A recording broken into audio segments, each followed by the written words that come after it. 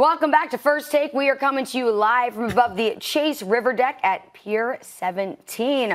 All right, we now welcome in Dominique Foxworth to the conversation. You know, Max, after we all felt a little disrespected with Ryan's comments about CP3 not being as great as Rondo, we had to kick him out for a few segments. Him out of here. That's right. Say foolish no, stuff. Gotta go. He said that CP3 is not better than Rondo now because of health. He had to go. Also, we also have another stud joining us right now. We got Keyshawn Johnson. So, as everyone likes to say, time to throw him the damn ball. What's up, Keyshawn, Charlie? How you guys doing? I'm good. What up, Dom? What's happening, fam? All right, Max. Hey. What's up, buddy? This is 710 reunion, ESPN radio. This is great. Yeah. All right, let's talk about some Cowboys. According to Mike Florio of Pro Football Talk, Ezekiel Elliott has said privately that he intends to hold out unless he gets a new contract with the Cowboys. Meanwhile, the Cowboys still have yet to get a deal done with starting QB Dak Prescott. So, guys, the question right here, who deserves top dollar more, Dak or Zeke? Keyshawn, we'll start things off with you.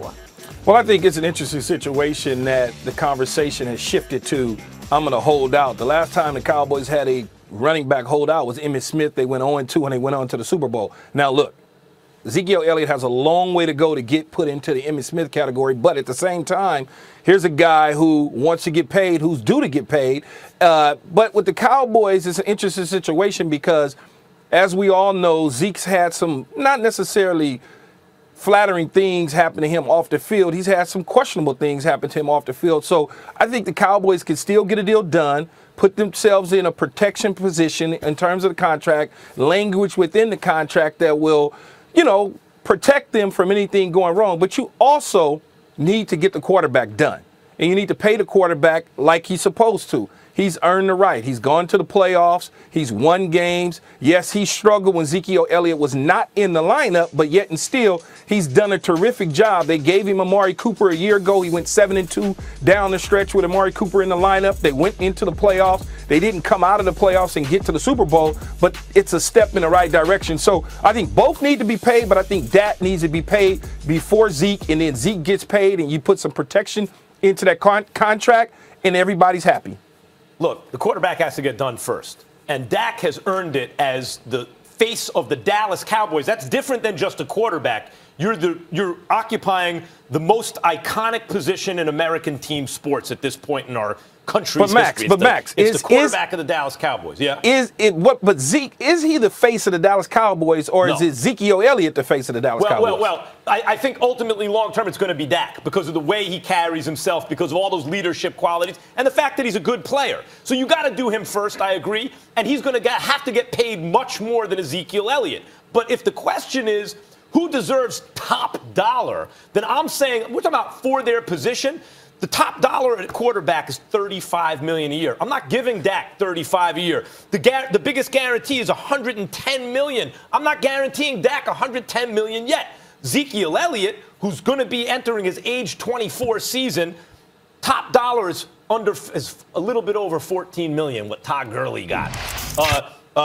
Guarantee is $45 million. Right. So I will give Ezekiel Elliott top dollar as a running back, even if I pay Dak more and do him first, because Dak is not an elite quarterback. Zeke is an elite running back. Well, but Dak, the things that Dak means to this team is far more important than what Zeke means to this team. If you think about it, I understand that Dak has had struggles at different points throughout the regular season, but in the playoffs, when we're talking about what is important, he's the guy who steps up. You go back to his rookie season, he went toe-to-toe with Aaron Rodgers. If it wasn't for an outlandish pass by Aaron Rodgers, he would have won. And in that game, he led three fourth-quarter scoring drives against Aaron Rodgers when they needed it and put him over the top. Last year in the playoffs, he led a game-winning playoff drive in their first game. He is the guy. I know Zeke is very important, and the offense is built around him.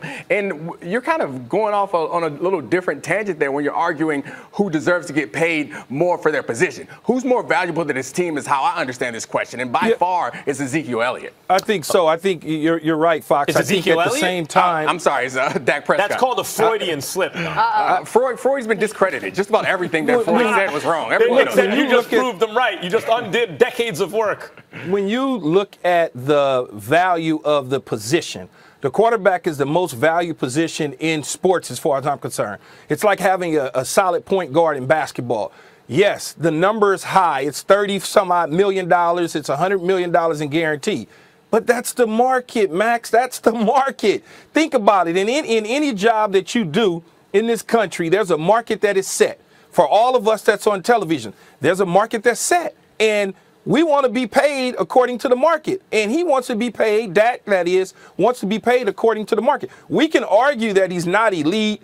Who's to say he's not elite? He's in an offense that does things different.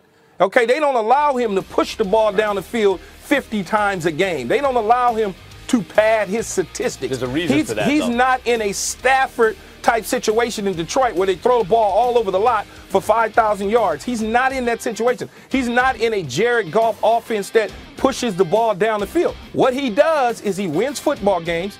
He utilizes his running style to extend the plays. He does all of the things that some of these other quarterbacks don't do. And now, also, he never steps in it in the media. In an intense media atmosphere, he always says the right thing. He doesn't miss games. He doesn't do any of those things. And he comes through in the clutch like he's the quarterback of that team. And Dominique, you make a great point. We were talking about it yesterday.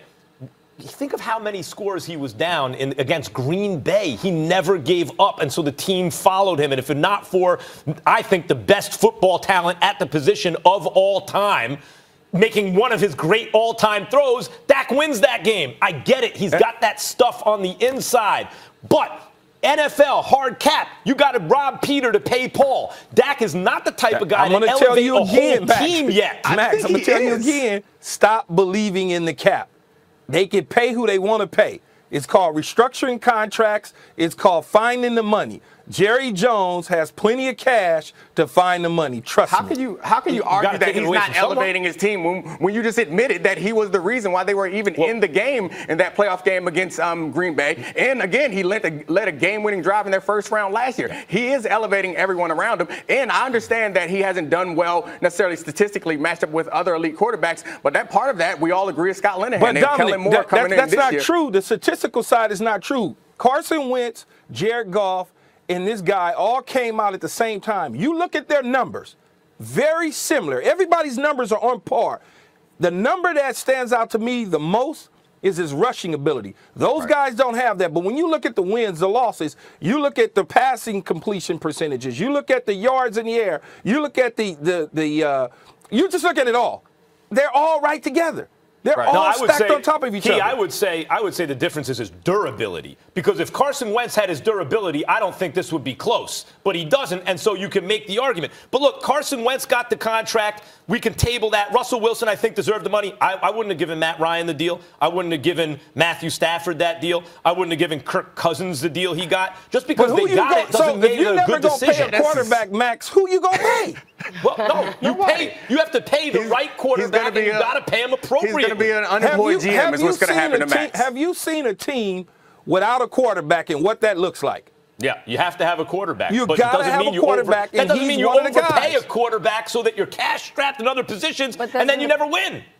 So in this situation, we're arguing over who deserves to get top dollar more. You would go with Zeke over Dak, which to me doesn't make any sense. If you pay, I think both of them need to be paid. Obviously, I'm not going to argue against either of those top guys getting money. But when it comes down to the big plays needing to be made in big time situations, Dak has showed up time and time again. And that's how we measure quarterbacks. That's how we measure great players, is who's going to make those big plays in the playoffs. And he was able to do it as a rookie, and he's been able to do it in his third year. And I expect under Kellen Moore, he'll have even better. How many playoff wins does he have? Going forward. How many playoff wins? He's in his third year, Max. Calm down, dude. He just finished his third year. He's got the same amount as Zeke. And that's what the argument's about. Right, I get it.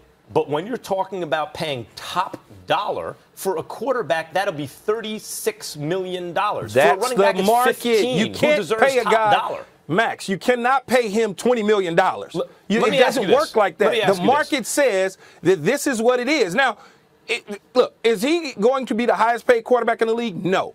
Should he be in that bunch somewhere? Yes, he should be. If the number's 36, he should be at 30, 31, 32, whatever that number is. But he shouldn't be 25, 26. No way. No. I think 25 at at most, actually, if I were a GM, and I wouldn't have given out to some of those contracts. That's why you're not a GM, because you'll get fired. There's going to be a market correction in the NFL where quarterbacks, like everyone's like, oh, he's got to reset the market. That's no, not he his doesn't. problem. That's just for your position. There's going to be a market correction with quarterbacks. The correction is not his problem. The correction up of the arrow, not down. Of course, he should want his money. I'm not talking about what he should want. I'm talking about what the team does. But the team cannot afford to not take care of their franchise quarterback.